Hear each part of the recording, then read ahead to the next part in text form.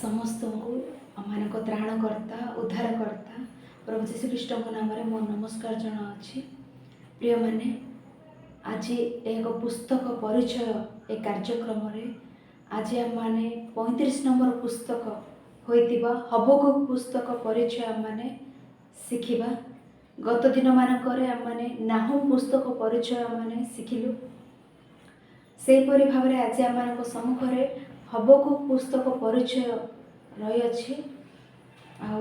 आने ए पुस्तकर लेखक किए, एथिरे विषय गुड़िक कौन, क्यों समय ता लेखा होइछि, प्रधान विषय गुड़िक ए समस्त विषय माने आज आलोचना करिबा।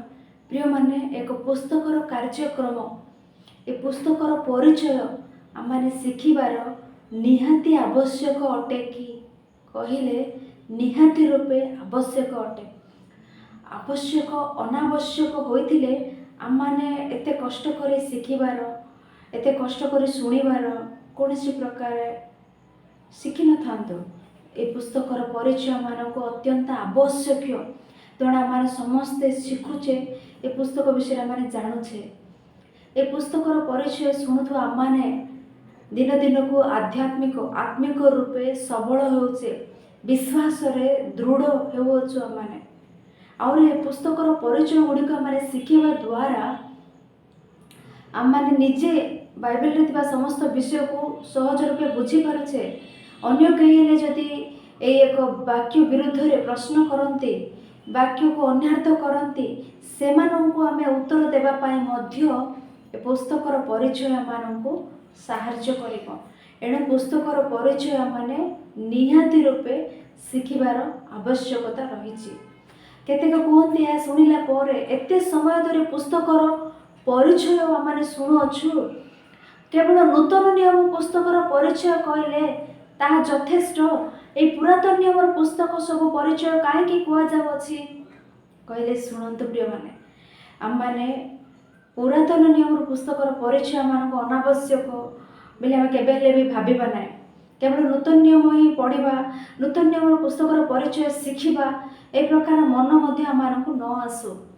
कारण गोटे गृह निर्माण करने को हेले प्रथमे आम भित्तिमूल पकाई था, बुनादी भित्तिमूल पकाओ, भित्तिमूल पकाइबा पर ही ता ऊपर आम गृह निर्माण करू। से गृह शक्त भाव रहा कहले भित्तिमूल पड़ार अच्छे।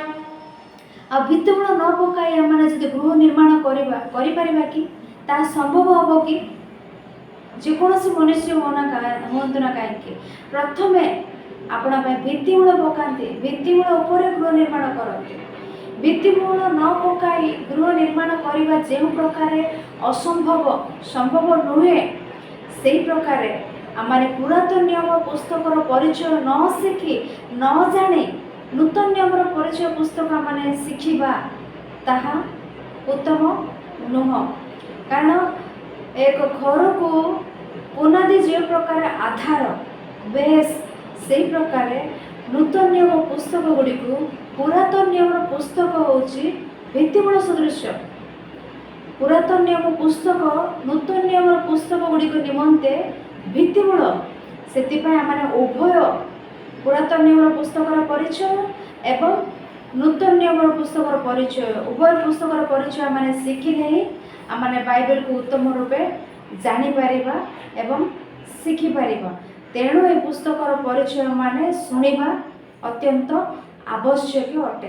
तेणु ये समस्त विषय आम अपना मन रखी जत्न सहकारे परमेश्वर वाक्य को आम शुणा बुझापी चेष्टा करबा। तो आज आम सम्मुखें हबकुक पुस्तक परिचय अच्छी। प्रथमे आम जाना ये हबकुक नामक पदर अर्थ कौन। हबकुक नामक पदर अर्थ कौन? ये हबकुक नामक पद एब्री पद प्राय बाइबल माने भविष्य वक्ता माने इस्राएल जिहुदी माने एक हबकुक नामर पद होसी एब्री नामक पद हबाक नामक पदरु आसी अछि हबकुक। ए हबकुक नामर अर्थ होची आलिंगन करिबार, अर्थात ईश्वर को आलिंगन करथिबा व्यक्ति को अर्थ को बुझाउथबा पद होची हबकुक। ईश्वर को आलिंगन करथुवा व्यक्ति को अर्थ बुझाउथुवा नाम होछि हबकुक। तो एबे पर्यंत माने हबकुक नामक नामर अर्थ माने जानिलु। ए हबकुक किए एबे माने जानिबा हबकुक किए। प्रायतः माने देखि था भविष्य वक्ता मानक पुस्तक रे अनेक पुस्तक रे भविष्य वक्ता सेमानको ग्राम सेमानको पिता माता को विषय लेखा होता है, किंतु हबकुक पुस्तक माने पढ़िला बेले हबकुक जड़े भविष्य वक्ता प्रथम अध्याय प्रथम पद आमाने पढ़िले हबकुक जड़े भविष्य वक्ता। ता छड़ा हबकुक पिता नाम माता नाम तांको ग्राम नाम अन्य कौनसी विषय लेखा हो जाए नाई। ता संगे संगे हबकुक जड़े जाजक रूपे मध्य मानकु देखा जाउछि। ए जाजक कह माने किपरि कहि परिबा ना माने हबकुक पुस्तक 3 अध्याय प्रथम पद माने पढ़िले आमे समस्त बाइबल खोली देखु। हबकुक पुस्तक प्रथम अध्याय हबकुक पुस्तक तृतीय अध्याय 3 अध्याय प्रथम पद आमे देखिले सिगियोनत हबकुक भविष्य वक्तांकर प्रार्थना सिगियोनत स्वर रे से प्रार्थना माने हबकुक सिगियोनत स्वर रे सिगियोनत कोई विषय में देखोछु स्वर सिगियोनत माने हबकुक को एक वाद्ययंत्र विषय को ज्ञान ताहांकोठारे थिला परी ए वाक्य को धरि आमानकु जणा पडु अछि। ए हबकुक जेरूशलेम मंदिर रे उपासना करथुवा व्यक्ति मानक मध्य रे जणे होइताई पारंती। जणे जाजक रूपे मानकु हबकुक देखा जाउछन्ते। जणे जाजक रूपे थिबा व्यक्ति भविष्यत वक्ता रूपे कार्य करूछन्ते। कोन जाजक लेवीय माने भविष्यत वक्ता रूपे कार्य करि परिबे कि? हां, बाइबल रे मानकु केतेक देखा जान्ते जाजक रूपे भविष्यत वक्ता रूपे कार्य करथुवा जाजक माने ही भविष्यत वक्ता रूपे कार्य करथुवा भविष्यत वक्ता माने जणे जिरिमिया को विषय माने देखिले जणे जिहिजिकल को विषय माने देखिले माने जाजक से माने ही भविष्यत वक्ता रूपे कार्य कले। ए हबकुक मध्य जणे भविष्यत वक्ता एवं जाजक ही भविष्यत वक्ता रूपे कार्य करबा परिया माने देखि थाओ। ईश्वर ताहांको अपना भविष्य वाक्य प्रचार करबा निमंते नियुक्त करबा परिया माने देखि थाओ। एबे पर्यंत माने देखिलु एक हबकुक नामक पदर अर्थ माने देखिलु। एबे माने हबकुक ए किए ए जने भविष्य वक्ता एवं जाजक कया माने देखिलु। आ भविष्य वक्ता काहारी समय रे भविष्य वाक्य कहले ए हबकुक भविष्य वक्ता को समय माने जानिबा। साधारणतः माने गोटे पुस्तक परिचय शिखिला बेले राजा मानक शासन काल राजा मानक चरित्र धरिया माने समय निर्धारण निरूपित करिथाओ। से समय को माने जानि थाओ, किंतु एक हबकुक पुस्तक रे राजा मानकर नाम लिखित होई नै। आ किपरि आमे नाम पुस्तक पढ़िला बेले मध्य राजा मानक नाम कि अबा सेमानको शासन काल विषय लिखित होई नथिला। किपरि माने जानिलु समय ए हबकुक पुस्तक रे राजा मानकर समय नथिबा राजा मानकर नाम नथिबा मात्र के ए हबकुक पुस्तक परिचय केउ समय हबकुक पुस्तक लिखित होई अछि ता जानि परिबा नै कि कहिले नाम पुस्तक पढ़िला बेले आ गुटे पद्धति अछि बोले माने जानिलु समय जानिबार। कोन से पद्धति ए हबकुक पुस्तक करथिबा घटना गुडी को धरि माने से समय को जानि परिबा केउ समय रे हबकुक पुस्तक लिखित होई अछि केउ समय ताहा कहिले माने एक हबकुक पुस्तक प्रथम अध्याय द्वितीय अध्याय माने पढ़िले केउ समय को माने जणा पड़िबो कहिले बाबिलोन रूप रे जेरूशलेम को आक्रमण करबा बाबिलोन रूप ए जेरूशलेम ऊपर को सत्य भाव रे आक्रमण करुथबे। सेही समय रे से जेरूशलेम रे आक्रमण निकटवर्ती से समीप रे थिला बेले लेखा जाइतबा पुस्तक होछि हबकुक पुस्तक। कहिले ख्रीष्टपूर्व 609 माने नाहुम पुस्तक ख्रीष्टपूर्व 612 तापर ता पूर्वर लिखित कही आम जानिलु। यह हबकुक पुस्तक ख्रीष्टपूर्व 609 रु ख्रीष्टपूर्व 598 यही वर्ष मध्य ही लिखित होता पुस्तक हबकुक पुस्तक कही हबकुक पुस्तक प्रथम अध्याय द्वितीय अध्याय घटना को धरी आम कहीपर आम जापर से कौन पुस्तक आम पढ़ला बेले पुस्तकर घटना आम देखू ताहा धरी आम समय को आम जापर एबे पर्यंत हबकुक नामक नामर अर्थ आम जानिलु। हबकुक किए जड़े जाजक भविष्य वक्ता रूपे नियुक्त हेले कही जानिलु। समय आम जानिलु से घटना को धरी ख्रीष्टपूर्व 609 रु ख्रीष्टपूर्व 598 यही समय ही हबकुक भविष्य वक्ता पुस्तक लिखित हुई अच्छी कही से भाव में हबकुक पुस्तक हबकुक समकालीन भविष्य वक्ता माने क्यों क्यों माने समकालीन भविष्य वक्ता माने साधारणतः बाबिलोन जेरूसालेम को आक्रमण करिअछि एई विषय कहले ही आमानकु केतेक भविष्य वक्ता नाम आम स्मरण को आसी थाए। बाबिलोन जेरूसालेम पर आक्रमण कहले आमको केतेक व्यक्ति मान भविष्य वक्ता नाम स्मरण को आसी थाए। क्यों माने से माने जड़े जेरेमिया हुअंतु जड़े जेहेजिकल हुअंतु दानिएल हुअंतु सिफोनिय हुअंतु हबकुक ए समकालीन भविष्य वक्ता माने क्यों माने कहले जेरेमिया जेहेजिकल दानिएल सिफोनिय हबकुक एमाने समस्त समकालीन भविष्य वक्ता कहले समस्तंकर बयस समान कही भावतु ना सेमानकर बयस भिन्न भिन्न हो पारे कहा 40 वर्ष हो पारे एबे आम समस्ते समकालीन अटो आपण मैंने शुणुंट आम समस्ते समकालीन आम मध्य क्या 40 वर्ष क्या 30 क्या 20 आम बयस बड़ सान हो पारे कि आम समस्ते समकालीन सेपरी जड़े जेरेमिया जेहेजिकल दानिएल सिफोनिय हबकुक एमाने समकालीन भविष्य वक्ता ताहा कही से मध्य कई कहाठार सान हो पारती कई कहाठार बड़ हो पारती किंतु एमाने समस्ते सेम एक समय थी समकालीन भविष्य वक्ता एमाने समस्ते तेणु ये विषय को आम स्मरण रखा एवं पर्यंत आम नामर अर्थ जानिलु। लेखक जड़े भविष्य वक्ता लेखक किए आम जानिलु। लेखक क्यों समय लिखिले आम जानिलु। समकालीन भविष्य वक्ता क्यों माने आम जानिलु। एबे ए पुस्तक रे केतोटी अध्याय अछि हबकुक पुस्तक रे सर्वमोट 3 गोटी अध्याय अछि। ए 3टी अध्याय को आम विभक्त करवा बुझापी से विषय गुड़िक आम सहजरे जानिबा।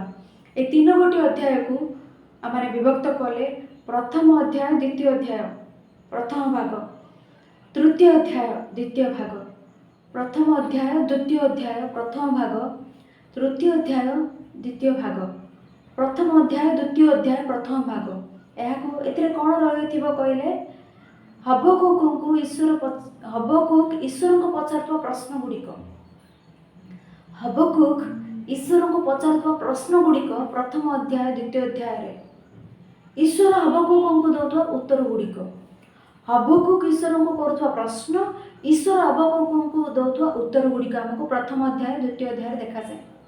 तृतीय अध्याय विषय कौन कहले हबकुक प्रार्थना हबकुक प्रार्थना तृतीय अध्याय आमको देखा जाए।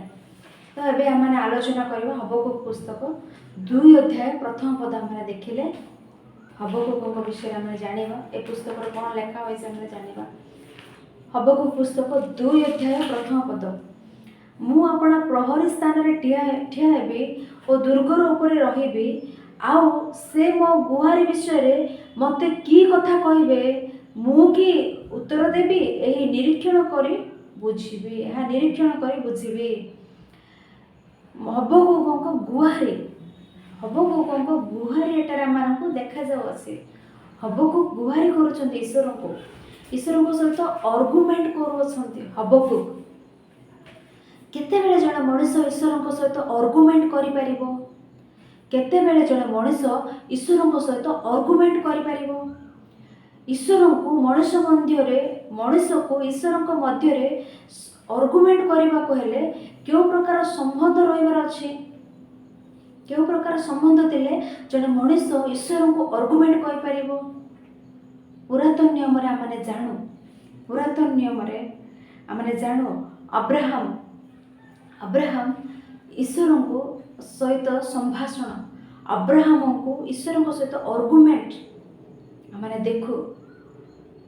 अब्राहम को ईश्वर कहबे ए सदोम हमर नगर खराब पूरा भ्रष्ट हुई अच्छे समस्त बालक वृद्ध पर्यंत समस्ते मंद तेणु ये नगर को मु विनाश करने को चाहूँगी से अब्राहम कौन कहे हो पारे सेठारे 50 जन धार्मिक थिले आपण से नगर को रक्षा करेंगे कि से 50 जन धार्मिक सकाशु से नगर को रक्षा करेंगे कि दुष्ट मानक सकाशु धार्मिक मानक मध्य तुम्हें दूर करदेव कि हो पारे सेठारे 45 जन धार्मिक थिले से 45 जन धार्मिक सकाशु से नगर को रक्षा करिवो कि 30 जन थिले 20 जन थिले 10 जन धार्मिक थिले धार्मिक को सकाशु से नगर को रक्षा करिवे कि कई कथा होतबे। जने मनुष्य जने साधारण मनुष्य आकाश महाकाश धारण न करि पारिबा महान आकार जे परमेश्वरंकर ताहाको सहित एडे साधारण रूपे कथा होचंती कहले से मनुष्य को ईश्वर को तिबा रिलेशन क्यों प्रकार होइथिबो आपण माने चिंता करंतो।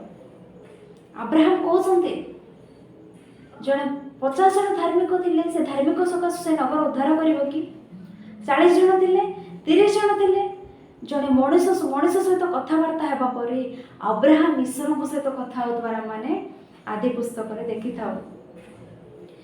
और ठीक से ही भाव में मौसा ईश्वर सहित आर्गुमेंट करुवे मौसा पर्वत उपर को जीवे यात्रा पुस्तक 32 अध्याय मैंने पढ़ी था मौसा पर्वत उपर को जीवे ईश्वर को आज्ञा सब आनिबा निमंते सेते बेले किछि क्षण काल दायित्व निजर भाई हारून को दे से पर्वत उपर को जीवे सेते बेले लोक माने मौसा को आसीबार विलंब हेबार देखि आमानकु नेता नहांती मिश्र देश आणिल एटाकू आमको एठारे मारे समाधि करदेवा कि आमको नेता कहीं नेता नहांती आम गोटे नेता दरकार संगे संगे हारून को कहले आम गोटे नेता दरकार आम को पढ़ाई नेबा निमंते ईश्वर मौसा हारून को नेतृत्व में से विश्व देश पढ़ाई आनिले अति सुरक्षित भाव में से स्थान में पहुँचाइले आज्ञा आने जाए विलंब हेबारु आमको नेता दरकार सेते बेले हारून से निमंते से इच्छा निमंते बाछुरी निर्माण कले से बाछुरी सम्मुखें से नृत्य वाद्य करे सम्मुखें से जहाँ जहाँ करुँच मौसा आसी देखि विरक्त हेले क्रोधान्वित हेले ईश्वर देखि सहाय कर पारे ना ईश्वर से समस्त को बध करने इच्छा कले एम समस्त को उच्छिन्न करदेवी एम काढ़ीदेवी मौसा से कौन कहते ईश्वर को पिता मिश्र देश आनिल एवं यही स्थान में बध करदे सेठार लोक मैंने आपण विषय कौन भावे थे आप जानतु थे आप भावतु ना ईश्वर कहते एम समस्त उच्छिन्न करदेवी एम काढ़ीदेवी एम कर कार्य मत विरक्त जन्म अच्छे से मौसा कहते ईश्वर को आपण एम समस्त को काढ़ीदेवे आपण निष्पत्ति आप परिवर्तन न कले प्रथमे मते काढ़ी दियंतु प्रथमे मते बोध करंतु जीवन पुस्तक मो नाम काढ़ी दियंतु जड़े मनुष्य ईश्वर सहित यही भाव में कथा कहले से मनुष्य को ईश्वर मध्य रिलेशन क्यों प्रकार आपण मैंने बुझंतु यही प्रकार मैंने हबकुक पुस्तक देखिले हबकुक ईश्वर सहित आर्गुमेंट करुवे ईश्वर को प्रश्न करुवे तेणु हबकुक पुस्तक आमने से विषय गुड़िक बुझापी समस्त विषय आम आलोचना कलु हबकुक पुस्तक आहरी आम बुझा हेले किसी चरित्र पुस्तक 12 गोटी चरित्र पुस्तक आम पढ़ीचु शिखीचु से चरित्र पुस्तक आमको ज्ञान रही अच्छे हबकुक पुस्तक परिचय बुझा हेले चरित्र पुस्तक आमको चरित्र पुस्तक ज्ञान रही अच्छे 17 ଭବିଷ୍ୟତ ବକ୍ତା ପୁସ୍ତକ ବୁଝିବାକୁ ହେଲେ ଚରିତ୍ର ପୁସ୍ତକର ବିଷୟକ ଜ୍ଞାନ ମଧ୍ୟ ଆମଠାରେ ରହିବାର ଅଛି। ତେଣୁ ଆମମାନେ ଭବିଷ୍ୟତ ବକ୍ତାମାନଙ୍କ ପୁସ୍ତକକୁ ଚରିତ୍ର ପୁସ୍ତକକୁ ମିଶାଇକି ଆମମାନେ ପଢ଼ିଲେ ସମସ୍ତ ବିଷୟ ମାନେ ସ୍ପଷ୍ଟ ରୂପେ ଜାଣିପାରିବା, ବୁଝିପାରିବା। ଆଉ ଏକ ଅଭକୁ ପୁସ୍ତକରେ କ'ଣ ରହିଅଛି ତାହା ମାନେ ଆଗକୁ ଆଲୋଚନା କଲେ। ସାଧାରଣତଃ ଭବିଷ୍ୟତ ବକ୍ତାମାନେ ଲୋକମାନଙ୍କୁ ଭବିଷ୍ୟତବାଣୀ କହୁଥିବେ, ନଚେତ୍ ରାଜାମାନଙ୍କୁ ଭବିଷ୍ୟତବାଣୀ କହୁଥିବେ। ଆମମାନେ ଏବେ ପର୍ଯ୍ୟନ୍ତ ତାହା ହିଁ ଶିକ୍ଷା କରି କରି ଆସିଲୁ। କିନ୍ତୁ ଏକ ହବକୁକ ପୁସ୍ତକ ଆମମାନେ ପଢ଼ିଲା ବେଳେ ଏ ହବକୁକ ଲୋକମାନଙ୍କୁ ଭବିଷ୍ୟତବାଣୀ କହୁନାହାନ୍ତି, ରାଜାମାନଙ୍କୁ ଭବିଷ୍ୟତବାଣୀ କହୁନାହାନ୍ତି, ରାଜାମାନଙ୍କୁ ଅନୁଯୋଗ କରୁନାହାନ୍ତି କି ଲୋକମାନଙ୍କୁ ଅନୁଯୋଗ କରୁନାହାନ୍ତି, କିନ୍ତୁ ଈଶ୍ୱରଙ୍କ ସହିତ କଥା ହେଉଛନ୍ତି। ତେଣୁ ସବୁ ପୁସ୍ତକରୁ ଏକ ହବକୁକ ପୁସ୍ତକର ବିଶିଷ୍ଟତା କ'ଣ କହିଲେ, ହବକୁକ ଈଶ୍ୱରଙ୍କ ସହିତ କଥା ହେଉଛନ୍ତି। ଏ ପୁସ୍ତକର ବିଶିଷ୍ଟତା ତାହା ହିଁ। ହବକୁକ ଈଶ୍ୱରଙ୍କ ସହିତ କଥା ହେବା ପରେ କ'ଣ ଈଶ୍ୱରଙ୍କ ସହିତ କଥା ହେଉଛନ୍ତି, ସେ କ'ଣ କଥା ହେଉଛନ୍ତି, କ'ଣ ତାଙ୍କର ଆର୍ଗୁମେଣ୍ଟ, କ'ଣ ତାଙ୍କର ବିବାଦ, ଏହା ଏ ପୁସ୍ତକ ମଧ୍ୟକୁ ଯାଇ ମାନେ ଆଲୋଚନା କରିବା। ଯେହେତୁ ହବକୁକ ପୁସ୍ତକ କେଉଁ ସମୟରେ ଲିଖିତ କହିଲେ, କେଉଁ ସମୟରେ ଲିଖିତ କହିଲେ ଆମେ ଆଲୋଚନା କଲୁ। ହବକୁକ ପୁସ୍ତକ ଶେଷ କାଳରେ ମାନେ ବାବିଲୋନୀୟ ମାନେ ଜେରୁସାଲେମକୁ ଆକ୍ରମଣ କରିବା ସମୟରେ ଲିଖିତ ପୁସ୍ତକ। ତେଣୁ ମାନେ ଦେଖିଲେ ଏକ ପାର୍ଶ୍ୱରେ ବାବିଲୋନ ସାମ୍ରାଜ୍ୟ ମିଶରକୁ ଜୟ କଲେ। ମିଶର ବଡ଼ ସାମ୍ରାଜ୍ୟକୁ ହିଁ ଜୟ କଲେ। ସେମାନେ ମିଶର ତାମାନଙ୍କ ଆଗରେ ପରାଜିତ ହେଲେ। ଅସୁରୀୟମାନଙ୍କୁ 612 ବର୍ଷରେ ଜୟ କଲେ। ମହାସାମ୍ରାଜ୍ୟ ରୂପେ ବିସ୍ତୃତ ହେଉଛି ପୃଥିବୀର ସାରା ଚାରିପାର୍ଶ୍ୱରେ। ଗୋଟିଏ ଗୋଟିଏ ସାମ୍ରାଜ୍ୟକୁ ଜୟ କରି, ଗୋଟିଏ ଗୋଟିଏ ସାମ୍ରାଜ୍ୟକୁ ଜୟ କରି ବିସ୍ତୃତ ହେଉଛନ୍ତି। ଏକ ବାବିଲୋନ ସାମ୍ରାଜ୍ୟ, ବାବିଲୋନର ନବୁକଦନେଚ୍ଚରଙ୍କ ପିତା ନେବୁକଦନେଚ୍ଚର ତାଙ୍କ ନାମ। ସେ ଯେତେବେଳେ ନିନିବେ ଅସୁରକୁ କମ୍ପ୍ଲିଟ୍ ଭାବରେ ପତନ ହୋଇଗଲା, ଅସୁରକୁ ସେମାନେ ଜୟ କଲେ। ତାପରେ ସେମାନଙ୍କର ଜୟ, ସେମାନଙ୍କ ବିସ୍ତୃତି ସେମାନେ ଦେଖି ଏଥର ଆମକୁ ସମ୍ମୁଖରେ କେହି ବି ଛିଡ଼ା ହେଇପାରିବେ ନାହିଁ। ଆମେ ଏହି ପ୍ରକାର ଆମର ଦେଶକୁ ଏହି ପ୍ରକାର ଆମେ ବିସ୍ତୃତ କରିବା, ଅନେକ ସାମ୍ରାଜ୍ୟକୁ ଆମେ ଜୟ କରି କରି ଯିବା କହି ସେମାନେ ସେହି ପ୍ରକାର ଆଗକୁ ବଢ଼ୁଛନ୍ତି। ସେହିପରି ସମୟରେ ହବକୁକ ଚାରିପାର୍ଶ୍ୱରେ ଥିବା ରାଜ୍ୟକୁ ଦେଖୁଛନ୍ତି, ଜିହୁଦା ରାଜ୍ୟକୁ ଦେଖୁଛନ୍ତି। ସେହି ସମୟରେ ଜିହୁଦା ରାଜ୍ୟରେ ପ୍ରଥମରେ ଜିଓୟାକିମ ନାମକ ଜଣେ ରାଜା ଥିଲେ। ଜିଓୟାକିମ ପରେ ଜିଓୟାକିନ ପରେ ସିଦିକିୟ। এই ରାଜାମାନଙ୍କ ମଧ୍ୟରୁ ଅତି ଭୟଙ୍କର, ଅତି କ୍ରୂର, ଅତି ନିଷ୍ଠୁର ରାଜା ଭାବରେ ଶାସନ ଭାବରେ କେଉଁମାନଙ୍କର ଶାସନ କହିଲେ, ଜିଓୟାକିମ ନାମକ ରାଜାଙ୍କର ଶାସନ ଆମମାନଙ୍କୁ ଦେଖାଯାଏ। ହବକୁକ ଦେଖୁଛନ୍ତି ବାବିଲୋନ ସାମ୍ରାଜ୍ୟ ବିସ୍ତୃତ ହେଉଛି, ପରେ ଜିହୁଦୀମାନଙ୍କୁ ଆକ୍ରମଣ କରିବା ପାଇଁ ସେମାନେ ଆସିବାକୁ ଯାଉଛନ୍ତି। ଏପଟେ ଦେଖିଲେ ଜିହୁଦୀମାନଙ୍କର ରାଜା ଜିଓୟାକିମ, ତାଙ୍କର ଶାସନ କେଉଁ ପ୍ରକାର ଅଛି, ଅତି ଭୟଙ୍କର ଭାବରେ ଅଛି। ସେ ଦେଖୁଛନ୍ତି ଚାରିପାର୍ଶ୍ୱର ଦେଶ, ଚାରିପାର୍ଶ୍ୱର ରାଜ୍ୟକୁ ଦେଖୁଛନ୍ତି, ଜିହୁଦା ରାଜ୍ୟକୁ ଦେଖୁଛନ୍ତି। ଜିଓୟାକିମ ବିଷୟରେ ଆମେ ଆଲୋଚନା କରିବା। এই ରାଜାଙ୍କ ବିଷୟରେ। এই ରାଜା କ'ଣ କଲେ କହିଲେ, ଆଉ ଚାକୁ ଦ୍ୱାରା ଈଶ୍ୱରଙ୍କ ବାଇବେଲ, ଚାକୁ ଦ୍ୱାରା ବାକ୍ୟକୁ, ବ୍ୟବସ୍ଥାକୁ କାଟି, ଚାକୁ ଦ୍ୱାରା ବାଇବେଲକୁ କାଟିକି ନିଆଁରେ ପକାଇ ଦେବା ପରେ ଏକ ନିଷ୍ଠୁର ରାଜା ଦେଖିଥାଉ। ପୁନର୍ବାର ଜିରିମିୟ ବାରକଙ୍କୁ ମଧ୍ୟ ମାରିବା ପାଇଁ ଚେଷ୍ଟା କରିବା এই ରାଜା ଜିଓୟାକିମ ରାଜା। ଏତେ ଭୟଙ୍କର, ଏତେ କ୍ରୂର ରାଜା ଆମେ ଦେଖିଥାଉ। ତେଣୁ ବାଇବେଲରେ ଯେକୌଣସି ପୁସ୍ତକ ଆମେ ବୁଝିବା ପାଇଁ ହେଲେ ମଧ୍ୟ ଏ ପ୍ରକାର ଚରିତ୍ର, ରାଜାମାନଙ୍କ ଚରିତ୍ର, ଭବିଷ୍ୟତ ବକ୍ତାମାନଙ୍କ ବିଷୟ ସମସ୍ତ ଜାଣିଲେ ଆମେ ବାଇବେଲକୁ ସୁସ୍ପଷ୍ଟ ଭାବରେ ଆମେ ବୁଝିପାରିବା। এই ଏକ ପୁସ୍ତକର ପରିଚୟ ଥିବା ଘଟଣା ଗୁଡ଼ିକ କ'ଣ, ବ୍ୟାକଗ୍ରାଉଣ୍ଡ କ'ଣ ନ ଜାଣି ଆମେ ପଢ଼ିଲେ ଆମେ କିଛି ବୁଝିପାରିବା ନାହିଁ। ତେଣୁ ଏ ପୁସ୍ତକ ପରିଚୟ ବୁଝିବା ନିମନ୍ତେ ଏତେ ସବୁ ବିଷୟ ଆମେ ଆଲୋଚନା କରୁଛୁ। এই ଜିଓୟାକିମ ରାଜାଙ୍କ ବିଷୟରେ ଆମେ କିଛି ଜ୍ଞାନ, କିଛି ବିଷୟ ମାନେ ଜାଣିଥିଲେ ହବକୁକ କାହିଁକି ଈଶ୍ୱରଙ୍କ ସହିତ ଏ ପ୍ରକାର କଥା ହେଉଛନ୍ତି, ହବକୁକ ପୁସ୍ତକରେ ଥିବା ବିଷୟ ମାନେ ବୁଝିପାରିବା। ତେଣୁ ଏକ ଜିଓୟାକିମ ରାଜା ବିଷୟରେ ଆମେ ଅଳ୍ପ ସମୟ ଜାଣିବା, ତାହେଲେ ଆମେ ହବକୁକ କାହିଁକି ଈଶ୍ୱରଙ୍କୁ ପ୍ରଶ୍ନ ପଚାରୁଛନ୍ତି ଆମେ ଜାଣିପାରିବା। এই ଜିଓୟାକିମଙ୍କ ଶାସନ ଏଇଟା ଭୟଙ୍କର ଭାବରେ ଥିଲା। केड़े दौरात्म्य केड़े अपराध समस्त विषय घटुअछि से हबकुक पुस्तक प्रथम अध्याय 6 पद आम पढ़िले आम अधिक रूपे स्पष्ट रूपे जापर। हबकुक पुस्तक प्रथम अध्याय 6 पद। कारण देख जो कल्दीय लोक माने निष्ठुर और चंचल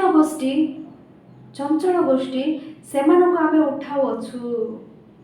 आहरी ईश्वर एक जिहुदी मान विरुद्ध में उठी ना जिहुदी मान विरुद्ध में कल्दीय माने आहरी आक्रमण करना से पूर्वर लेखा जाइबा पुस्तक होची हबकुक पुस्तक कही आम बुझुअछि।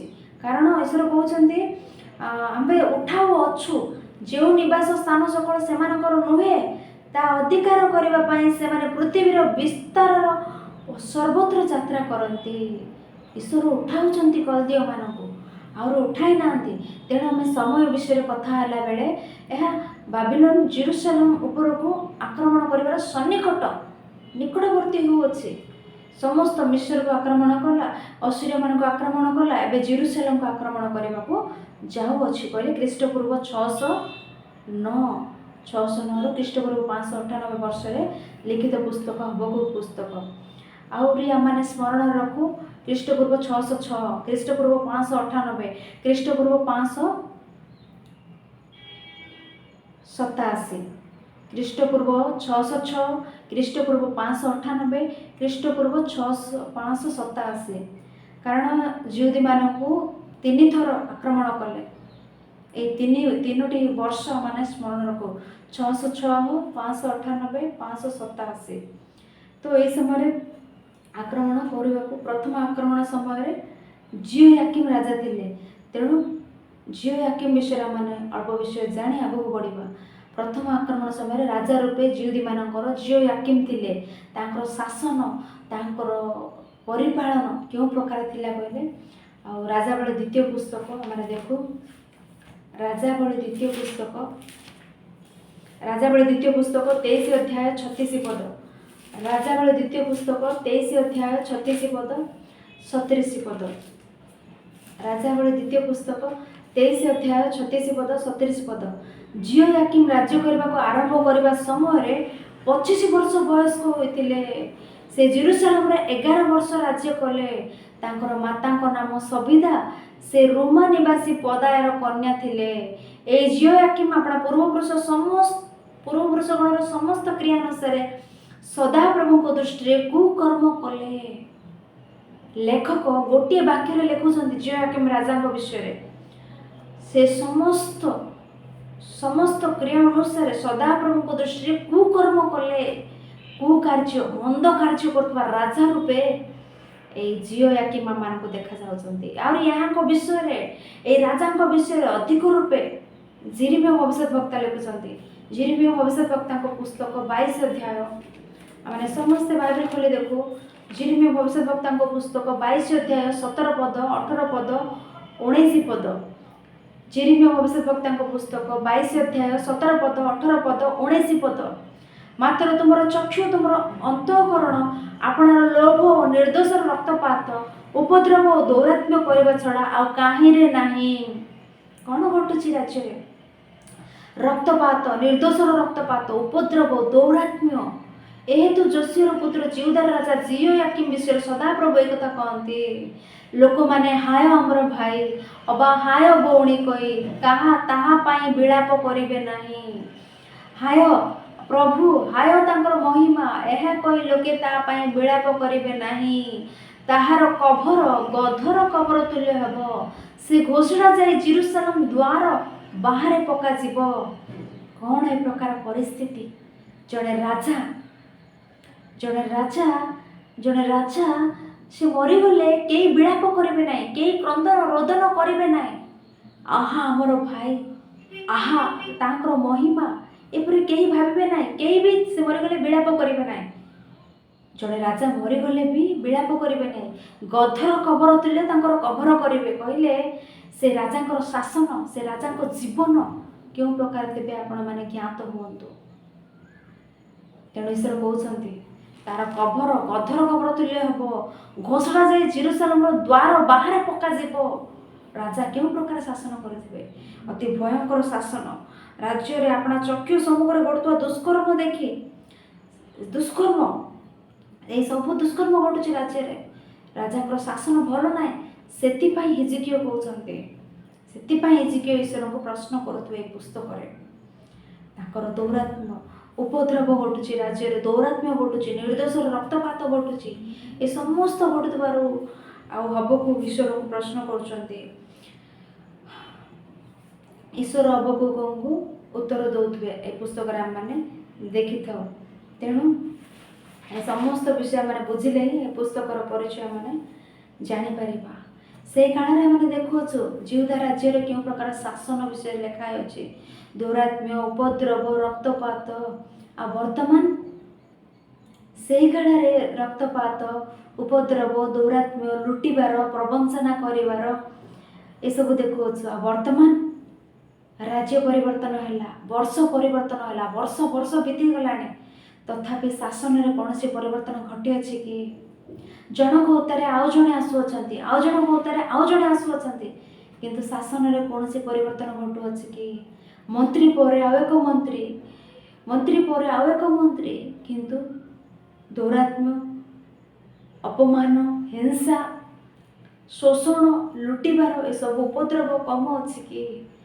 गोटे विषय माने सब बेले लक्ष्य कर देखुतिले जहाँ सब परिवर्तन होउतिले मध्य शासनकर्ता माने राजा माने अधिकार परिवर्तन हेउतिले मध्य परिवर्तन हेउ नाही कोन कहले गरीबर दुख ए समस्त परिवर्तन होउतिले मध्य गरीब प्रति कोनोसी मंगल विषय घटु अछि कि दरिद्र मानक प्रति कोनोसी सुविधा घटु अछि कि कहले नाही से काल रे हेउ ए काल रे हेउ कोनोसी विषय कोनोसी घटु नाही से काल रे लोक माने आर्तनाद करथिले निर्दोष लोक मानक रक्तपात ए काल रे भी लोक माने आर्तनाद रब समस्त विषय करूछन्ति एई प्रकार ए समस्त विषय को आलोचना करी करी आमाने पढिले हमको हबकु पुस्तक परिचय बुझिबो आ ए प्रकार न पढ़ी जेनेराली साधारणतः माने गोटे पुस्तक गोटे अध्याय ए प्रकार पढ़ी पढ़ी पढ़ी पढ़ी पढ़ेले आमानको पुस्तक बुझिबो नाही तेणु गोटे पुस्तक बुझा हेले ता पछरे घटुवा समस्त विषय आलोचना करी करी आमाने पुस्तक मध्य को जीवार अछि एहा न होय आमाने कोन करथुलो प्रतिदिन गोटे वाक्य दुटी वाक्य गोटे अध्याय गोटे पुस्तक आमाने पढ़ी पढ़ी पढोचे आमाने कोन बुझुचे पढ़िलो बोली गोटे संतुष्ट मन रे किंतु किछि बुझु नै पढ़ी पढ़ी जाउचे कोन बुझुचे तेणु ए प्रकार आलोचना करी करी करी करी पढ़िबार अछि सेइतिपाई आमानक जीवन को आमानक व्यक्तिगत जीवन को पारिवारिक जीवन को आध्यात्मिक जीवन को आमानक विश्वास जीवन को सुदृढ़ करे पुस्तकर परिचय आपण माने समस्त पुस्तकर परिचय सुनला परे ए कथा आपण माने निश्चय हृदयंगम हेबे तेणु माने प्रत्येक पुस्तकर परिचय क्रमानुसार धीरे धीरे धीरे धीरे आमाने शिक्षा लाभ करे आगो को बढ़िबार अछि ए प्रकार आमाने अबको पुस्तक पढ़िले आमानक बुझिबो तो राज्य घटुवा दौरात्म्य राज्य घटुवा उपद्रव सब देखी हबको सह्य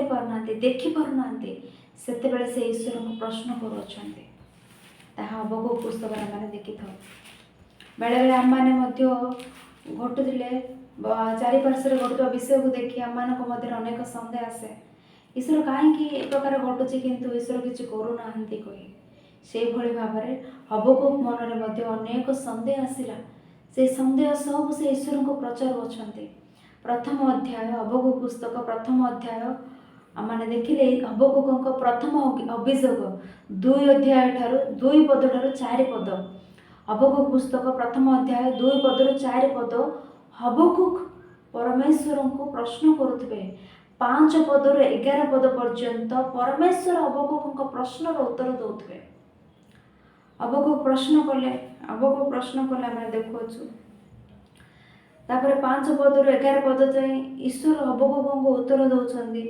ईश्वर कौन कहते मैंने पढ़िले तुम मैंने गोष्ठीगण मध्य देखी मनोजोग कर अतिशय चमत्कृत हुआ कारण तुम मान समय आम एक कर्म करूँ एक विषय तुम मान कहगले तुम मैंने विश्वास कर से प्रकार कथा हुई 7 पदरे से त्रासजनक भयंकर अटंती सेमानकर शासन गौरव से निजठार निर्गत हुई। हबकुक तुम्हें मते प्रश्न कल ए राज्य रे ए देश रे घटुवा समस्त परिस्थिति को तुम्हें ही देखी पारुना सह्य करि पारुना आ तुम्हें मते प्रश्न कल तुम्हें ही देखी तुम्हें ही सह्य न करला बेले मो ईश्वर मो सर्व अंतर्यामी समस्त विषय जान अच्छी समस्त विषय निरीक्षण करुच्छी मु किपरि सह्य करि परिबि। राज्य घटुवा दौरात्मा प्रति मोर दृष्टि नाई भावुच कि अन्याय प्रति मोर दृष्टि नाई भावुच कि मु देखु अच्छी हेले स्व समय मु उठाइबी मु ए कल्दीय मानक एमानक उपरको पठाइबी ए बाबिलोन मानक ए जिहुदी मानक उपरको पठाइबी सेमाने एमानक उपरको आसीबे शत्रु रूप रे एमानक उच्छिन्न करिवे एमानक आघात करिवे मु सेमानक पठाइबी मु सेमानक एमानक दंड देबा पई मु बाबिलोनिय मानक व्यवहार करिबी बेले बाबिलोनिय मानक व्यवहार करिबी बोली कहउसंती। आमाने भाबे तो काहेकि सेमानक ईश्वर व्यवहार करिवार अछि ईश्वर निजे ही दंड दे पारंती ईश्वर काहेकि अन्य देशीय लोक मानक ए देशर लोक मानक दंड देवा पई व्यवहार करंती ईश्वर निजे ही दंड दउनांती काहेकि ता ईश्वर को इच्छा आमे ईश्वर को प्रश्न करबा को आमे की ईश्वर गोटे देश को दंड देवा पई आ गोटे देश को से देश विरुद्ध रे पटाई पारंती। आमे जानू मौसा हरण को ईश्वर पठाइले मिस्र देश को सेठा को जाओ सेठा दासत्व अवस्था लोक मान फेराई आण ये देश को किणान देश को फेराई आण से मौसा हरण को गले सेठा को फारो से छाड़िले ना से ईश्वर फारो को ऊपर को आ गए देश को पठाइले ना दंड देवाई किंतु ईश्वर निजे 10 गोटे मारी महामारी द्वारा से आघात कले ईश्वर दंड देले ईश्वर चाहिए से निजे दंड दियंती ईश्वर चाहिए से आ गए देश को व्यवहार कर आ गए देश को दंड दियंती ईश्वर जेकोसी प्रकार हेले क्या क्यों समय व्यवहार कर दंड दे पारती तुम्हें यहीपरि कहीं दंड दौच यहीपरि दंड दियो बोली आमे प्रश्न करने को आमे किए ईश्वर को मंत्रणा देवाई आमे ताहांको सम्मुख रे किए तेणु ईश्वर केतेबेले गोटे देश को व्यवहार करेंगे केतेबेले से निजे दंड देवे केतेबेले सूर्य चंद्र को व्यवहार करेंगे सूर्य को चंद्र को ये प्रकृति को पक्षी मान को जंतु मान को व्यवहार करेंगे दंड देवाई ताहांकर इच्छा से प्रकार व्यवहार कले ए प्रकार दंड देले अनेकों को तेणु गत दिन में आम शुणिलु नाहम पुस्तक से असुर को अपना जष्टि रूपे व्यवहार कले असुर मोर जष्टि असुर को जष्टि रूपे व्यवहार करे दंड दौन इस्राएल मान से कौन सी प्रकार हेले क्या केबे व्यवहार कर दंड दे पारती दंड किंतु निश्चित भाव रही अच्छे से हबकुक आम देखला बेले ईश्वर हबकुक कहते तुम्हें ही एठारे देशर दौरात्मा न देखला बेले मु देखिकी रही पारि कि मु बाबिलोन को उठाऊ अच्छी बोली कहते यह प्रथम अध्याय 5 पदरु 11 पद पर्यंत ईश्वर उत्तर शुणिला हबकुक मन में पुनर्बार एक सन्देह अच्छी ईश्वर प्रति ईश्वर उत्तर शुणी हबकुक मन में आउ एक सन्देह आसला कौन से सन्देह 12 पद हे सदा प्रभु मोर परमेश्वर मोर धर्मस्वरूप तुम्हें कि अनादि काल ठार नुह आम्भे माने विनष्ट नहिबा हे सदा प्रभु तुम्हें शासनार्थे ताहाको निरूपण करिअछ पुणी हे शैल स्वरूपे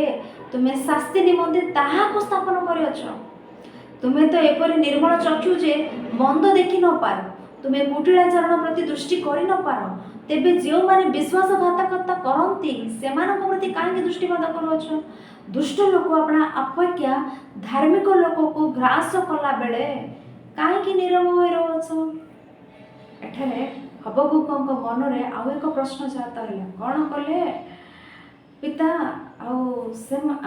जिहुदी लोक मैंने मंद दौरात्म्य करुँच देश में नाना प्रकार विषय घटुअछि हेले एमानंको दंड देवाई आपण से बाबिलोन को कहीं व्यवहार करुँच बाबिलोन को आउ जिहुदी मान को तुलना कले बाबिलोनिय माने अति मंद अति राक्षसत्व ଅତି ଘୋର ସେମାନଙ୍କୁ ଏମାନଙ୍କୁ ଦଣ୍ଡ ଦେବା ପାଇଁ ଏମାନେ ଆହୁରି ଟିକେ ଭଲ ରୂପେ ଅଛନ୍ତି, ଏମାନଙ୍କୁ ଦଣ୍ଡ ଦେବା ପାଇଁ ସେମାନଙ୍କୁ କାହିଁକି ଆପଣ ବ୍ୟବହାର କରୁଛନ୍ତି ବୋଲି ପ୍ରଶ୍ନ ବୋଲି କହୁଅଛନ୍ତି।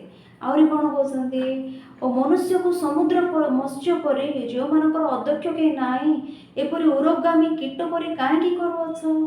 ସେ ସମସ୍ତଙ୍କୁ ବଡ଼ସିରେ ଧରି ନିଏ, ସେ ଆପଣା ଜାଲରେ ସେମାନଙ୍କୁ ଧରେ ଓ ଆପଣା ଟଣା ଜାଲରେ ସେମାନଙ୍କୁ ଏକତ୍ର କରେ, ତହିଁ ସକାଶୁ ସେ ଆନନ୍ଦିତ ଉଲ୍ଲସିତ ହୁଏ। এই ବାକ୍ୟ ମାନେ ଅନେକ ଥର ପଢ଼ିଥାଉ। ହବକୁକ ପୁସ୍ତକ 1ମ ଅଧ୍ୟାୟ 15 ପଦ। ସେ ସମସ୍ତଙ୍କୁ ବଡ଼ସିରେ ଧରି ନିଏ, ସେ ଆପଣା ଜାଲରେ ସେମାନଙ୍କୁ ଧରେ, ଆପଣା ଟଣା ଜାଲରେ ସେମାନଙ୍କୁ ଏକତ୍ର କରେ, ତହିଁ ସକାଶୁ ସେ ଆନନ୍ଦିତ ଉଲ୍ଲସିତ ହୁଏ। ଏଠାରେ କାହା ବିଷୟରେ এই ବାକ୍ୟ ହବକୁକ କହୁଛନ୍ତି କହିଲେ, ଏଠାରେ ଘଟଣା କ'ଣ କହିଲେ, ନବୁକଦନେସ୍ସରଙ୍କ ଉଦ୍ଦେଶ୍ୟରେ, ବାବିଲୋନ ଉଦ୍ଦେଶ୍ୟରେ ସେଇଟା କହୁଛନ୍ତି। କିନ୍ତୁ ଆତ୍ମିକ ରୂପେ ଆମେ ଶୈତାନକୁ ମଧ୍ୟ କହିପାରିବା। ଶୈତାନ ମଧ୍ୟ ଲୋକମାନଙ୍କୁ ଏହି ପ୍ରକାର ଫାନ୍ଦରେ ଏହି ପ୍ରକାର ପକାଉଅଛି। ଏଠାରେ ନବୁକଦନେସ୍ସର ସମସ୍ତଙ୍କୁ ଏହି ପ୍ରକାର ନେଉଅଛି, ସେ ଅତି ଭୟଙ୍କର କହି ତା ବିଷୟରେ ହବକୁକ ଈଶ୍ୱରଙ୍କୁ ପ୍ରଶ୍ନ କରୁଛନ୍ତି। 16 ପଦ, ଏଥିପାଇଁ ସେ ଆପଣା ଜାଲ ଉଦ୍ଦେଶ୍ୟରେ ବଳିଦାନ କରେ, ଆପଣା ଟଣା ଜାଲ ଉଦ୍ଦେଶ୍ୟରେ ଧୂପ ଜଳାଏ। ଆପଣା ଜାଲ ଉଦ୍ଦେଶ୍ୟରେ ବଳିଦାନ କହିଲେ, ଜାଲ କହିଲେ ମାଛ ଧରା ଜାଲ କହି ଆମେ ଭାବିବା ନାହିଁ, ଜାଲ କହିଲେ ନବୁକଦନେସ୍ସରଙ୍କ ଉଦ୍ଦେଶ୍ୟରେ ସେ କ'ଣ କରୁଛି, ଜାଲ ଉଦ୍ଦେଶ୍ୟରେ ଧୂପ ଜଳାଉଛି। ମାନେ ସେ ଗୋଟେ ଯୁଦ୍ଧକୁ ବାହାରିବା ପୂର୍ବେ ସେ ପ୍ରତିମା ସମ୍ମୁଖରେ ଉବୁଡ଼ ହୋଇ ପ୍ରଣାମ କରୁଛି। ପୁନର୍ବାର ଯୁଦ୍ଧରୁ ଫେରିଲା ପରେ, ଜୟଲାଭ କଲା ପରେ ନାନା ପ୍ରକାର ବଳି ନେଇ ସେ ପ୍ରତିମା ସମ୍ମୁଖରେ ରଖି ସେ ଉତ୍ସର୍ଗ କରି ସେଗୁଡ଼ାକ ସମ୍ମୁଖରେ ଉବୁଡ଼ ହୋଇ ପ୍ରଣାମ କରୁଅଛି। ଏହି ପ୍ରକାର ଭୟଙ୍କର ଥିବା ବାବିଲୋନ ନବୁକଦନେସ୍ସର ସେମାନଙ୍କ ହସ୍ତରେ ଏ ଜିହୁଦୀମାନଙ୍କୁ ସମର୍ପଣ କରିବ କି? ସେମାନେ ଯଦି ଜିହୁଦୀମାନଙ୍କ ଉପରକୁ ଆକ୍ରମଣ କରିବେ, ଏମାନଙ୍କ ମଧ୍ୟରୁ କାହାକୁ ସେମାନେ ଅବଶିଷ୍ଟ ରଖିବେ ନାହିଁ। ରାଜାମାନଙ୍କୁ, ଲୋକମାନଙ୍କୁ, ସାଧାରଣ ଲୋକଙ୍କୁ ସମସ୍ତଙ୍କୁ ସେମାନେ ଦଳି ପକାଇବେ, ବିନଷ୍ଟ କରିବେ, ଉଚ୍ଛିନ୍ନ କରିବେ। ନାଇଁ ପିତା, ସେ ପ୍ରକାର କରନ୍ତୁ ନାହିଁ କହୁଛନ୍ତି। ଏ ପ୍ରକାର କହିଲା ବେଳେ ଈଶ୍ୱର 2 ଅଧ୍ୟାୟ 2 ପଦରୁ 5 ପଦ ପର୍ଯ୍ୟନ୍ତ ଈଶ୍ୱରଙ୍କ ଉତ୍ତର ଆମେ ଦେଖିଥାଉ।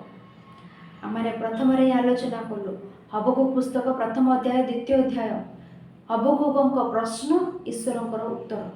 2 ଅଧ୍ୟାୟ 2 ପଦରୁ 4 ପଦ ପର୍ଯ୍ୟନ୍ତ ଈଶ୍ୱରଙ୍କ ଉତ୍ତର। ସେଥିରେ 4 ପଦ ଆମେ ପଢ଼ିଲେ, ଦେଖ ତାହାର ପ୍ରାଣ ଗର୍ଭରେ ଫୁଲିଅଛି, ତାହା ସରଳ ନୁହେଁ, ମାତ୍ର ଧାର୍ମିକ ଲୋକ ଆପଣା ବିଶ୍ୱାସ ଦ୍ୱାରା ବଞ୍ଚିବ। ଧାର୍ମିକ ଲୋକ ଆପଣା ବିଶ୍ୱାସ ଦ୍ୱାରା ବଞ୍ଚିବ। ଈଶ୍ୱର କ'ଣ କହୁଛନ୍ତି? ତମେ ଭାବୁଛ ମୁଁ ତୁମମାନଙ୍କୁ ବାବିଲୋନୀୟ ହସ୍ତରେ ସମର୍ପଣ କରିଦେଉଛି, ତୁମମାନଙ୍କୁ ଛାଡ଼ି ଦେଉଛି ବୋଲି ତୁମମାନେ ଭାବୁଛ। ହେଲେ ଗୋଟେ ବିଷୟ ଜାଣ, ସର୍ବଦା ଗୋଟେ ବିଷୟ ଆପଣ ସ୍ମରଣ ରଖ, ଧାର୍ମିକ ଲୋକ ବିଶ୍ୱାସରେ ବଞ୍ଚିବ। ଧାର୍ମିକ ଲୋକ ବିଶ୍ୱାସରେ ବଞ୍ଚିବ। ଅଧାର୍ମିକ ସିନା ବିନଷ୍ଟ ହେବେ, ଧାର୍ମିକ ବିନଷ୍ଟ ହେବ କି? ତୁମେ ଏହା ବୁଝିବା ପାଇଁ ଗୋଟେ ବିଷୟ କହିବି। ନୋହଙ୍କ ସମୟରେ ଜଳପ୍ଲାବନ ଘଟିଲା, ସମସ୍ତ ଲୋକମାନେ ଜଳରେ ମଗ୍ନ ହେଲେ। ଈଶ୍ୱର ନୋହଙ୍କୁ ପରିତ୍ୟାଗ କଲେ କି? ଲୋଟଙ୍କ ସମୟରେ ସୋଦମ ଗମୋରାରେ ଥିବା ସମସ୍ତେ ପାଉଁଶ ହୋଇଗଲେ, ଧ୍ୱଂସ ହୋଇଗଲେ। ଈଶ୍ୱର ଲୋଟଙ୍କୁ ପରିତ୍ୟାଗ କଲେ କି? এই ସମସ୍ତ ଘଟଣା ପଢ଼ିଲା ବେଳେ ଆମେ ବୁଝୁନ କି ଧାର୍ମିକ ଲୋକ ବିଶ୍ୱାସ ଦ୍ୱାରା ବଞ୍ଚିବ। ତୁମେ ସତରେ ଧାର୍ମିକ ହେଲେ ତୁମ ବିଶ୍ୱାସ ଦ୍ୱାରା ତୁମେ ବଞ୍ଚିବ। ଈଶ୍ୱର ଧାର୍ମିକମାନଙ୍କୁ ଦଣ୍ଡ ଦେବେ, ଈଶ୍ୱର ଧାର୍ମିକମାନଙ୍କୁ ପରିତ୍ୟାଗ କରିବେ ନାହିଁ, ଧାର୍ମିକମାନଙ୍କୁ ଉଚ୍ଛିନ୍ନ କରିବେ ନାହିଁ। ତୁମେ ଭାବୁଛ ସେମାନେ ଦୁଷ୍ଟ, ଆମମାନେ ଧାର୍ମିକ, ସେମାନେ ଏଇ ଧାର୍ମିକ ସମସ୍ତଙ୍କୁ ଉଚ୍ଛିନ୍ନ କରିଦେବେ ବୋଲି। ନାଇଁ, ତୁମେ ଧାର୍ମିକ ହେଲେ ତୁମେ କୌଣସି ମାତ୍ରକେ ଉଚ୍ଛିନ୍ନ ହେବ ନାହିଁ, ତୁମ ବିଶ୍ୱାସ ଦ୍ୱାରା ତୁମେ ବଞ୍ଚିବ। ଏବେ ଏବେ ହବକୁକ ବୁଝିପାରୁଛନ୍ତି ଈଶ୍ୱରଙ୍କ ଚିନ୍ତାଧାରା, ଈଶ୍ୱରଙ୍କର ମନୋଭାବ। ଏବେ ସେ ଟିକେ ବୁଝିପାରୁଛନ୍ତି, ହଁ ସତରେ ଧାର୍ମିକ ଲୋକ ବିଶ୍ୱାସ ଦ୍ୱାରା ବଞ୍ଚିବ କହି। এই ବାକ୍ୟ ବହୁତ ସାହସ ଦିଏ ପିଲାମାନେ। ହବକୁକ ପୁସ୍ତକ 2 ଅଧ୍ୟାୟ 4 ପଦ। এই ବାକ୍ୟକୁ ପାଉଲ ଆପଣା ସେବା କାର୍ଯ୍ୟରେ ଅଧିକ ରୂପେ ବ୍ୟବହାର କଲା ପରେ ଆମେ ଦେଖିଥାଉ। ରୋମିଓ ପୁସ୍ତକ 1ମ ଅଧ୍ୟାୟ 17 ପଦରେ धार्मिक विश्वास द्वारा बंचिब। गालातिय पुस्तक रोमियो पुस्तक एब्री पुस्तक बारंबार पाउल अपना सेवा कार्य व्यवहार करथुवा वाक्य हबकुक पुस्तक 2 अध्याय 4 पद ईश्वर कहता वाक्य धार्मिक विश्वास द्वारा बंचिब। से काल में लोक मैंने नूतन नियम काल लोक मैंने व्यवस्था अच्छी आमर व्यवस्था पर्व पालन करवा सुन्नति विधि पालन करवा व्यवस्था लेखा जाइए विषय सब पालन करवा ए प्रकार चिंताधारा ए प्रकार मनोभाव जिहुदी मान मध्य अनेक समस्या सृष्टि करुपरी समय पौल कहते धार्मिक ख्रीष्टों द्वारा विश्वास करने द्वारा बंचब ये सब पालन करवा कि नुहे ये सुन्नति विधि ये सब किसी ना ख्रीष्टों विश्वास कले तुम बंचब से आपने देखिपारे गालातिय पुस्तक एवरी पुस्तक 10 अध्याय 38 पदरे बारंबार अपना सेवा कार्य पाउल धार्मिक लोक विश्वास द्वारा बंचब बोली कहूथिबे। तेणु हबकुक आसवा संदेह ईश्वर उत्तर आम देखिलु शास्ति देवा निमंते से अन्य एक देश को व्यवहार कले अन्य एक देश को व्यवहार कले आ से देश उत्तम कि बाबिलोनिय मान उत्तम कि कहले ईश्वर से विषय में कथा होते हबकुक पुस्तक 2 अध्याय 6 पदरु 20 पद पर्यंत से विषय कहते से तुमको दंड देवाई व्यवहार कली बाबिलोनिय मानू आने भूल कले से अपना जीवन में गर्व कले मुझे परित्याग करदेवी आप भावुच कि भूल कले ईश्वर क्या भी परित्याग करेंगे ना भूल कले ईश्वर अपना मन मंत्र व्यक्ति को ही परित्याग कले ना भूल कले ईश्वर विश्वस्त सेवकों को ही परित्याग कले ना भूल कले आज आमको ईश्वर परित्याग करेंगे ना बाबिलोन को तुम उपर को पठाइले बाबिलोन भूल कले बाबिलोन गर्व कले तार विनाश घटब ताको आउ एक देश को ऊपर को पठाइबे नचेत अन्य कौन प्रकार ताको दंड देवी ताको छाड़बी ना ईश्वर कहते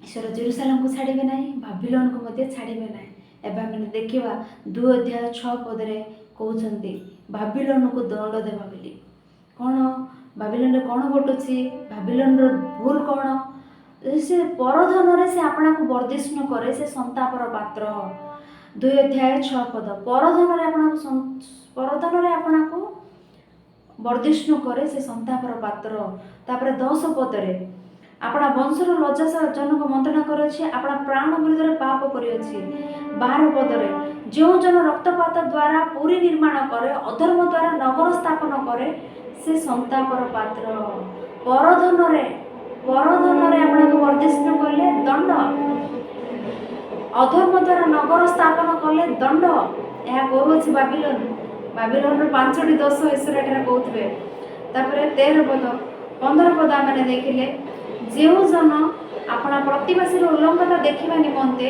ताको पान करने निमंते ताको पान करने को दिए तई संगे अपनार विष मिसाई ताको मत करे से संतापर पात्र आज अनेक स्थान ए प्रकार घटना गुड़िक आम देखा विशेषतः झील मान खाइबा पीवा जिनिस विष मिसाई निशायुक्त द्रव्य मिसाई से दौरान से खाइला पीला से नष्ट कर दौरान ए प्रकार घटना अनेक माने न्यूज रे आम देखु से समय ए प्रकार घटना घटुअछि तेणु कहते तुम्हें तई संगे अपना विष मिसाई मत करे से दंड ईश्वर क्या भी छाड़बे ना बाबिलोन को भी दंड न दे छाड़बे ना बाबिलोन को भी दंड देवा बोली ईश्वर कहते ये समस्त विषय शुणला सेतेबेले हबकुक जानीपारुछन्ति सेतेबेले हबकुक ईश्वर को मन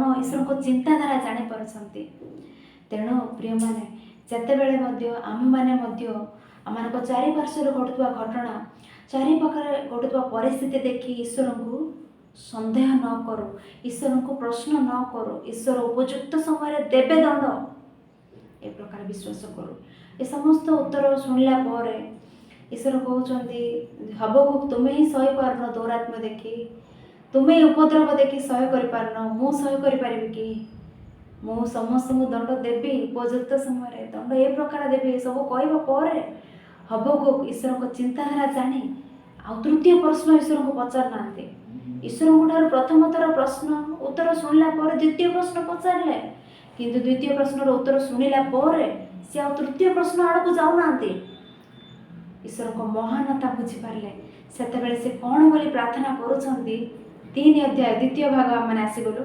तृतीय अध्याय 17 पद 18 पद द्वारा मैंने पढ़ा आम आश्चर्य होता ये वाक्य देखला कारण यद्यपि डिमिरी वृक्ष पुष्पित नहिब कि द्राक्षा लतार फल न धरिब जीत वृक्ष फल न फलिब और क्षेत्र खाद्य द्रव्य उत्पन्न न करिब कुआडर मेषपल उच्छिन्न हेब आ गोठरे गोरुपल नथिबो तथापि मु सदा प्रभु ठारे आनंद करिबी मु अपना त्राणर परमेश्वर ठारे उल्लास करिबी प्रभु सदा प्रभु मोर बड़ स्वरूप से मोर चरण हरिणीर चरण सदृश करती पुणी मोर उच्च स्थल में मत गमन कराइबे मोर तारयुक्त जंत्र रे प्रधान वाद्य कर निमंते प्रिय माने एठारे ईश्वर उत्तर शुणिला हबकुक क्यों प्रकार प्रार्थना करुँच द्राक्षा फलतार फल न धरिब डिमिर वृक्ष पुष्पित नहिब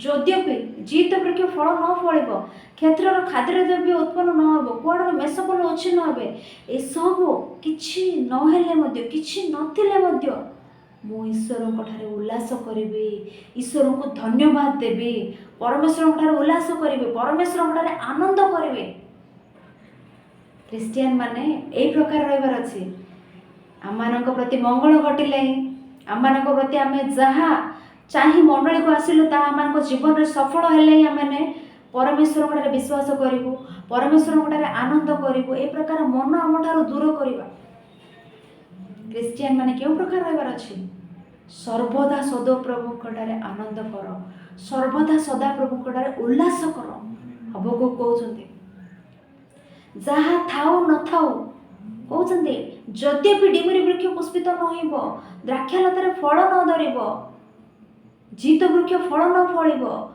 कुआडर मेषपल उच्छिन्न हेबे गोडर गोरपल नथिबे तथापि मु सदा प्रभु ठारे आनंद करिबी सेतिपय पौल कहते सर्वदा सदा प्रभु ठारे आनंद कर पौल कहते थेसलोनिके मंडल निकट प्रथम पत्र 5 अध्याय 18 पदरे सबु अवस्था रे ईश्वर को धन्यवाद दियो धन्यवाद दे पारे कि सब अवस्था रे अमंगल हेउ मंगल हेउ ईश्वर को धन्यवाद देबा ए प्रकार मन त्याई बंचिबा लोक ही क्रिस्टियन अटंती अमंगल घटिले ईश्वर ठारे विमुख होई जिबा ईश्वर ठारे दूर को चली जिबा निज निज कार्य रे नियुक्त होई जिबा यह क्रिस्टियन मानकर मन नुहे अमंगल हेउ मंगल हेउ ईश्वर ठार आमको आसुअछि आमने जाणु वाक्य तेणु ईश्वर को सबु अवस्था धन्यवाद देवा ईश्वर ठारे सबु बेले उल्लास करवा यह आम हबकुक पुस्तक शिखाए हबकुक जीवन आम शिखाए देखो से प्रकार 3 अध्याय 2 पदरे कौन कहते हे सदा प्रभु मु तुम विषय को वार्ता शुणी बीत अच्छी हे सदा प्रभु वर्षमान मध्य अपना कर्म सजीव कर वर्षमान मध्य ज्ञात कराओ कोप समय दया स्मरण कर कोप आसिले भी पिता दया स्मरण कर बोली प्रार्थना करुँच तेणु आम जीवन में जहाँ हो जाओ आम चारिपार्श्वर परिस्थिति भल ना कि ना भल ना आम चारिपार्श्वर परिस्थिति समस्या ताड़ना हिंसा ईश्वर को दूर करने परिस्थिति आम सम्मुखें अच्छे कि ईश्वर को परित्याग करने परिस्थिति आम पाखे अच्छे कि तथापि ईश्वर को छाड़तु ना हबकुक पुस्तक यह ही आम शिखाऊ अच्छे जेकोसी परिस्थिति परमेश्वर उल्लास कर परमेश्वर को परित्याग कर ना परमेश्वर अन्यायकारी नुहति एथिपाई परमेश्वर को अन्याय कर ना अन्यार्थ कर ना परमेश्वर अन्यायकारी नुहति तेणु परमेश्वर को अन्यार्थ कर ना परमेश्वर को सन्देह कर ना मु सन्देह कले तुम मैंने सन्देह कर ना बोली कौच हबकुक पुस्तक तेणु प्रिय मैंने ए पुस्तक परिचय शुणुवा प्रत्येक आमने अपना जीवन में जेकोसी परिस्थिति विश्वास जीवन रू विचलित करने परिस्थिति गुड़िक आसिले हैं जहाँ थिले नथिले हैं ଅନେକ କଥା ଅନେକ ନିନ୍ଦା ଉପରକୁ ଆସୁଥିଲେ ମଧ୍ୟ, ରାଜ୍ୟରେ ଦେଶର ପରିସ୍ଥିତି ଗୁଡ଼ିକ ଭଲ ନଥିଲେ ମଧ୍ୟ ପରମେଶ୍ୱରଙ୍କୁ ଅନ୍ୟାର୍ଥ ନ କରୁ। ମଣିଷ ମଣିଷକୁ ଅନ୍ୟାର୍ଥ କରେ, ଜାଣୁ ଆମମାନେ ଟିକି କଥାକୁ ଅନ୍ୟାର୍ଥ କରିଦିଏ। ଉତ୍ତମ ରୂପେ ଜାଣୁନାହୁଁ ଆମେ ତାଙ୍କ ଚିନ୍ତାଧାରା କ'ଣ। ସମୟ ପରିବର୍ତ୍ତିତ ହେଉଥିବ କିନ୍ତୁ ଆମେ ଅନ୍ୟାର୍ଥ କରିକି ସେଇ ପ୍ରକାର ରହିଯାଇଥାଉ। ଆମେ ଭକ୍ତମାନେ ପ୍ରାର୍ଥନା କରନ୍ତି, ଦାଉଦ କୁହନ୍ତି ପିତା ତୁମେ ମୋତେ ଜାଣୁଅଛ, ଜେରେମିୟା କୁହନ୍ତି ମୋତେ ଜାଣୁଅଛ। ଆମେ ବି କହୁଛୁ ମନୁଷ୍ୟମାନେ ତୁମମାନେ ଜାଣୁନାହ ମୋତେ, ମୋ ପରମେଶ୍ୱର ମୋତେ ଜାଣନ୍ତି, ମୋତେ ଦେଖନ୍ତି। ମାନେ ପରମେଶ୍ୱର ଆମମାନଙ୍କୁ ବୁଝିବାର ଅଛି, ଆମକୁ ସନ୍ଦେହ କରିବାକୁ ହବ ନାହିଁ। ପରମେଶ୍ୱର ଆମମାନଙ୍କୁ ବୁଝିବାର ଅଛି କହି ଆମମାନେ ଭାବୁଅଛୁ, ଆଉ ଆମେ ପରମେଶ୍ୱରଙ୍କୁ ବୁଝୁଅଛୁ କି? ଆମେ ପରମେଶ୍ୱରଙ୍କୁ ଜାଣୁଅଛୁ କି? ଜେରେମିୟା କୁହନ୍ତି ତୁମେ ମୋତେ ଜାଣୁଅଛ। ଆମେ କହିପାରୁଛୁ କି ମୁଁ ତୁମକୁ ଜାଣୁଅଛି, ମୁଁ ତୁମର ମନ କ'ଣ ଜାଣୁଅଛି। ତୁମେ ଗୋଟିଏ ବିଷୟ ଘଟାଉଅଛ, ଆଉ ଗୋଟିଏ ବିଷୟ ଘଟାଇବ, କ'ଣ ଘଟାଇବାକୁ ଯାଉଅଛ, ଆପଣଙ୍କ ଚିନ୍ତାଧାରା ଉତ୍ତମ ହିଁ ଥିବ କହି ଆମେ ପରମେଶ୍ୱରଙ୍କୁ ବୁଝୁଅଛୁ କି? ନା ଅନ୍ୟାର୍ଥ କରୁଅଛୁ, ନା ସନ୍ଦେହ କରୁଅଛୁ। ଗୋଟିଏ ମଣିଷକୁ ସନ୍ଦେହ କଲେ ପୁନର୍ବାର ଆମେ ତାଙ୍କୁ ବୁଝିପାରିବା, ତାଙ୍କ ସହିତ ମିଶିପାରିବା। ପରମେଶ୍ୱରଙ୍କୁ କେବେ ହେଲେ ପରମେଶ୍ୱରଙ୍କ ବାକ୍ୟକୁ, ପରମେଶ୍ୱରଙ୍କୁ କେବେ ଅନ୍ୟାର୍ଥ ନ କରୁ। ଅନ୍ୟାର୍ଥ କରିବା ବାକ୍ୟ ବାଇବେଲରେ ଈଶ୍ୱର ଲେଖାଇ ନାହାନ୍ତି। ତାଙ୍କର ସମସ୍ତ ବାକ୍ୟ ନିର୍ମଳ, ଉନ୍ମାହିରେ ପରିଚିତ ରୂପାତୁଲ୍ୟ। ଆମମାନେ ଅନେକ ବଡ଼ ବାକ୍ୟ ଗୁଡ଼ିକ, ବାକ୍ୟର ମହାନତା ବିଷୟରେ। ତେଣୁ ଏପରି ମହତ୍ ବାକ୍ୟକୁ ଆମମାନେ ଅନ୍ୟାର୍ଥ ନ କରୁ, ଜୀବନର ଶେଷ ଯାଏଁ ଅର୍ଥ କରୁ, ଈଶ୍ୱରଙ୍କ ବାକ୍ୟକୁ ବୁଝୁ। ତେଣୁ ପ୍ରିୟମାନେ ଏହି ପ୍ରକାର ବ୍ୟାକଗ୍ରାଉଣ୍ଡ ଜାଣି, ଏହି ପ୍ରକାର ଚରିତ୍ର ପୁସ୍ତକ, ରାଜାବଳୀ ପୁସ୍ତକ, ଭବିଷ୍ୟତ ଭକ୍ତମାନଙ୍କ ଜୀବନ ଉତ୍ତମ ରୂପେ ଜାଣି ବାଇବେଲ ପଢ଼ିଲେ ଆମମାନଙ୍କୁ ବୁଝିବ, ଅନ୍ୟାର୍ଥ କରିବା ନାହିଁ। ଆମମାନେ ଉପରେ ପଢ଼ି ଗଲେ ଆମମାନେ ଅନ୍ୟାର୍ଥ କରିବା ନିଶ୍ଚିତ ରୂପେ, ଯେହେତୁ ଆମମାନେ ମଣିଷ। ତେଣୁ ସମସ୍ତ ବିଷୟ ମାନେ ଉତ୍ତମ ରୂପେ କ୍ରମାନୁସାରେ, ଧାରାବାହିକ କ୍ରମାନୁସାରେ ସମସ୍ତ ବିଷୟ ପାଠ କରି ଈଶ୍ୱରଙ୍କୁ ବୁଝିପାରି ଆମର ଜୀବନକୁ ଈଶ୍ୱରୀୟ ପଥରେ ଉତ୍ତମ ରୂପେ କଢ଼ାଇନୁ। ଈଶ୍ୱର ଆମର ପ୍ରତ୍ୟେକଙ୍କୁ ସେ ପ୍ରକାର ସାହାଯ୍ୟ, ଅନୁଗ୍ରହ, ଦୟା ଆମମାନଙ୍କ ପ୍ରତି ପ୍ରକାଶ କରନ୍ତୁ। ଏପର୍ଯ୍ୟନ୍ତ ଶୁଣୁଅଛନ୍ତି ଆପଣମାନେ ସମସ୍ତେ, ଶୁଣୁଥିବା ପ୍ରତ୍ୟେକଙ୍କୁ ପୁନର୍ବାର ଧୈର୍ଯ୍ୟ ଧରି ଏପର୍ଯ୍ୟନ୍ତ ଶୁଣିଥିବାରୁ ଧନ୍ୟବାଦ ଜଣାଏ। ଏ ପ୍ରକାର ସର୍ବଦା ଯେ କେହି ବାକ୍ୟ କୁହନ୍ତୁ ନା କାହିଁକି ଆମମାନେ ଶୁଣିବା, ଈଶ୍ୱରଙ୍କ ବାକ୍ୟ ଶିଖିବା, ନିଜେ ବଢ଼ିବା, ଅନ୍ୟମାନଙ୍କୁ ଈଶ୍ୱରଙ୍କ ବାକ୍ୟରେ ବଢ଼ାଇବା। ଏ ପ୍ରକାର ମନ ନେଇ ଆଗକୁ ବଢ଼ିବ ବୋଲି ଆଶା କରି ସମସ୍ତଙ୍କୁ ନମସ୍କାର ଜଣାଇ, ଧନ୍ୟବାଦ ଜଣାଇ ଏ କଥା ଶେଷ କରୁଛି। ଆଉ ଏକ ପରିଚୟ, ଆଉ ଏକ ପୁସ୍ତକର ପରିଚୟ ସହିତ ଆମମାନେ ଆଉ ଥରେ ଆଲୋଚନା କରିବା। ସମସ୍ତଙ୍କୁ ଧନ୍ୟବାଦ।